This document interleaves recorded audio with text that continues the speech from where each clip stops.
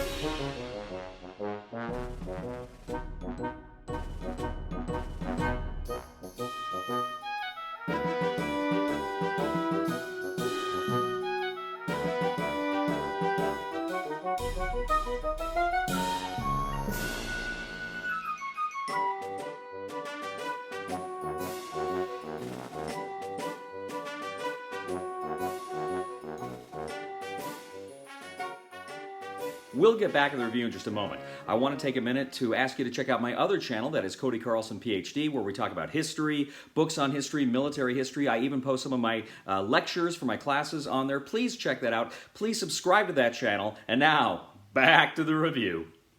DerrocAr from Ion Game Design centers on an actual historical event in Argentina, where over the course of a week or so, 5 men became president in the midst of a massive economic crisis. In this game, 1 to 5 players take on the roles of one of the presidential hopefuls as they attempt to politically maneuver through the morass of Argentina's political system in the hopes of attaining ultimate power. Players are going to put out the player board, which is a series of tiles. You have kind of the presidential palace, you have the Congress, you have the bank, you have various tiles you'll put out there. You're also going to have a number of support tiles off to the side, and you're going to have a number of cards. Now, you're going to create a market of cards, and beneath the cards, you're going to essentially have numbers which indicate how much each of those cards are worth, how much you have to spend in order to get them. Each player takes $10 million from the supply, and each player will start the game with 5 cards. If they get any of the event cards, they put it back. Those only come out during the event phase. There's also a number of conflict tokens, different kinds of conflict tokens you're going to place off to the side. Now, if there are any event cards in the market, you're going to go ahead and resolve those at the beginning of the game. These are kind of conditions for a specific round. They're going to say kind of what things can happen, prices may change, abilities may change, etc., etc. Then, of course, that card will be refilled with a regular card. Now, there's 2 different phases to the game each round. You have a board phase and a card phase. Essentially, you're going to go ahead and take the board action first. So you can look at any of the board actions that are in front of you, and you can take one of those board actions.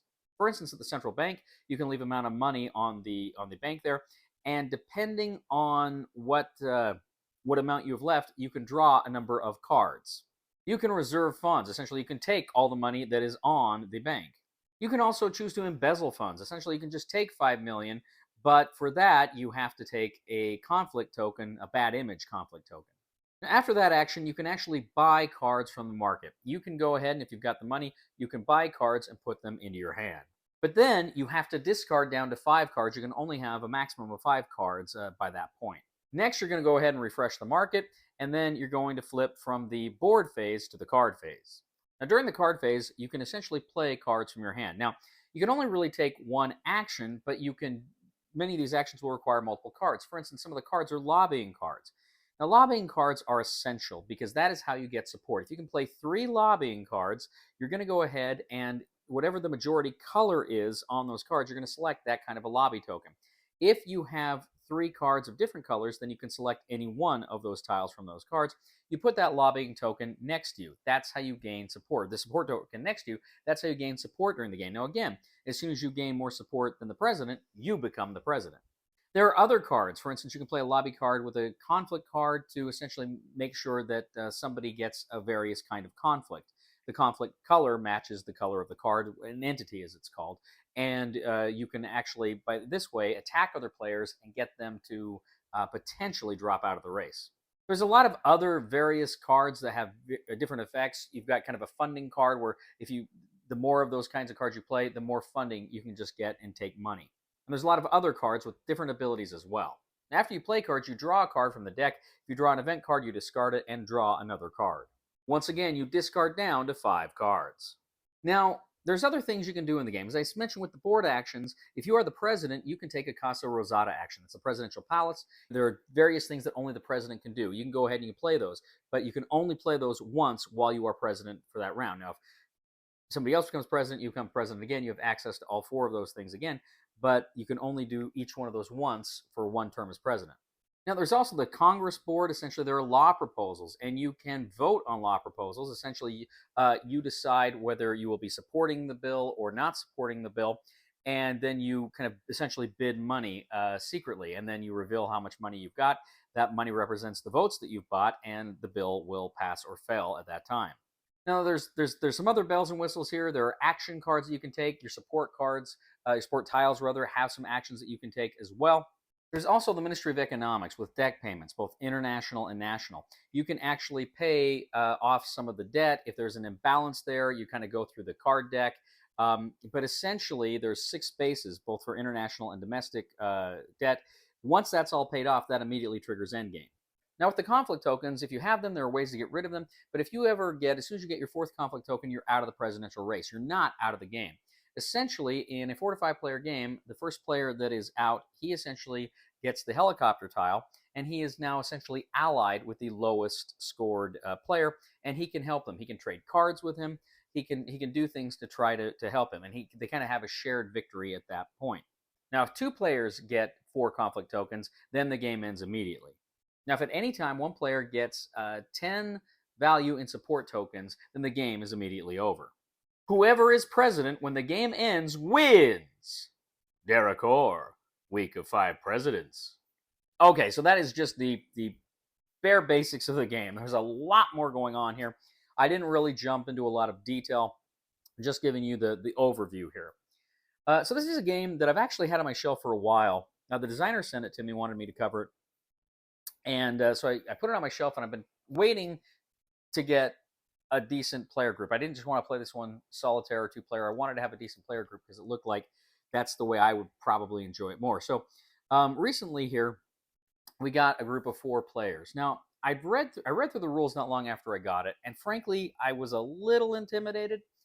It looked like the way I thought it would be is a little simpler, a little more straightforward. The game itself, there's a learning curve. It's not horrible, but just be aware there's a bit of a learning curve here. They do provide a learn to play book in addition to the rule book, which kind of goes through, well, okay, just play with this, and then you can add in this, and then you can add in that, which is helpful. But we're playing the game, and it's kind of a race to see who's going to get the presidency and hold on to it, or if they lose it, if they can get it back again. And there's a lot of take that in this game. There's a lot of hitting other players with the conflict cards, or trying to sabotage what they're doing. You can steal support from other players with some of the cards. So there's a lot of that going on. And this game is dark.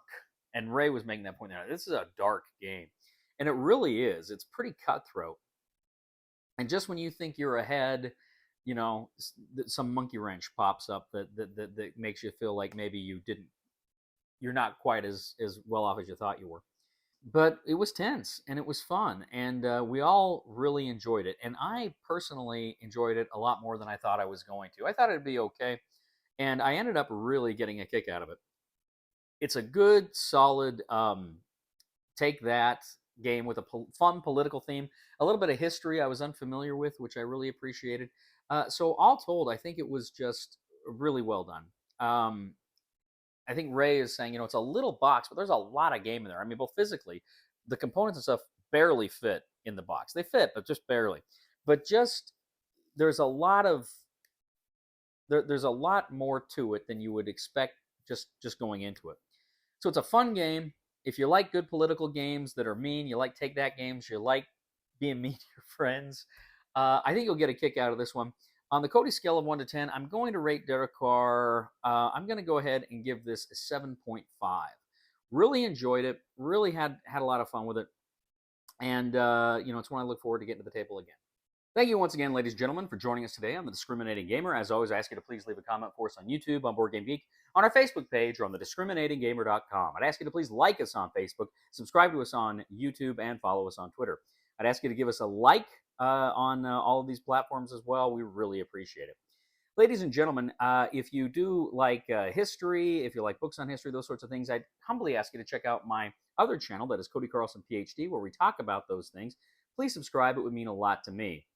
And I'd also ask you, ladies and gentlemen, if you really do appreciate the content we bring you here on the channel, I would humbly ask you to click on the Super Thanks button and leave a tip.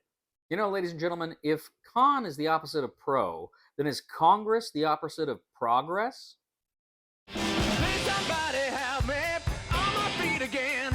And I don't know where I'm going, and I don't know where I've been. Please somebody help me on the solid ground. It's a long time, and I'll be dying. Once a year I wind up in the band. We are the Discriminating Gamer, and I haven't forgotten about love. Love has forgotten me.